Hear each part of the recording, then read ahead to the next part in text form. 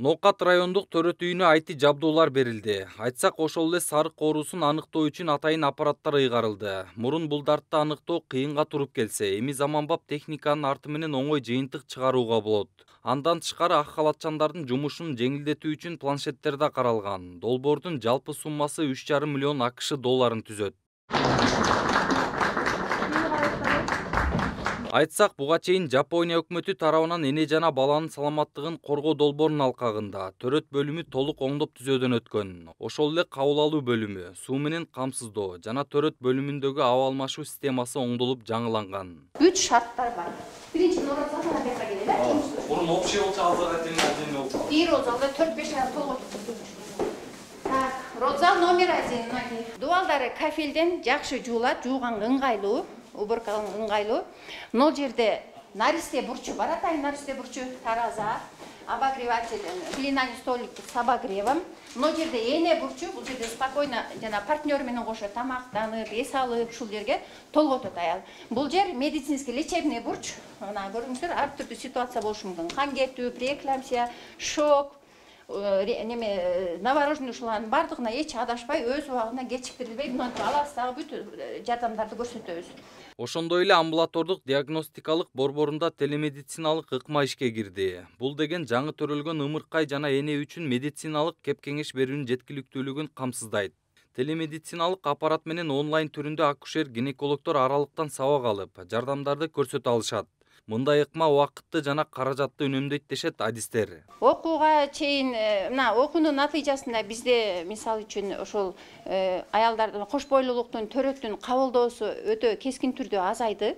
Например, мына кан кетүү, преэкламсия деген анын оор түрү, экламсия, анын жанагындай операциянын эмеси сандары кескин түрдө азайды. Бул бардыгы ушу окутуунун эсебинен үзгүлтүксүз окуу, үзгүлтүксүз жүрөт. Мындай иштегендер мурун төрөт үйүндө шарттар жакшы эмес болгондугун айтып жатышат. Бир эле бөлмөдө 4-5 энени төрөтүүгө туура келчү экен. Алар бири-биринин кыйналган абалын көрүп, психологиялык жактан жабыр тартышчу.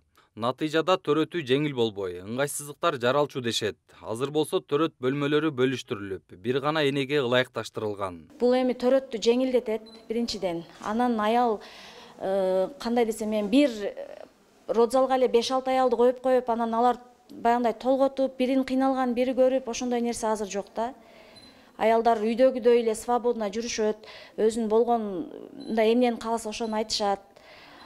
Жана көрсөтүп кеттим, мындай ар бир бурч түзгөнбүз, мына жер ымыркайлар бурчу, бул жер тамактануу бурчу, мындай шарт болсун деп, каалаган тамагын алып келип жейт, ушундай. Маалыматка караганда, Ноокат райондук жалпы дарыгерлер борбору 300 000 калкы бар Ноокат районун тейлейт. Төрөт бөлүмү жылына 5 000ден ашык төрөттү кабыл алат.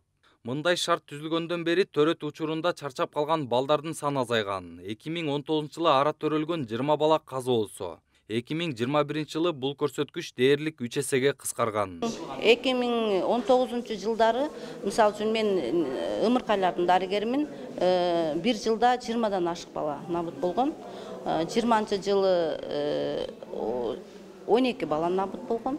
21-жылы 10дон аз 8 бала набыт болду. Ушундай көрсөткүч мындай жылдан жылга азайып кетатат да, азайып атат. Бул жакшы.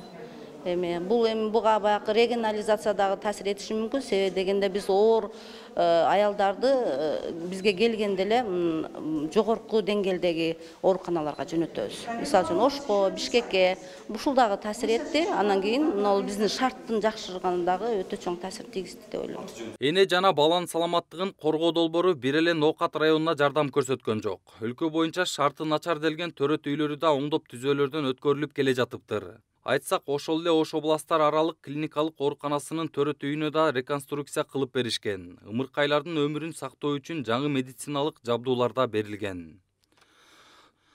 Жолдар Бузумов, Данияр Чарбеков, Нур Ньюс, Ош шаары.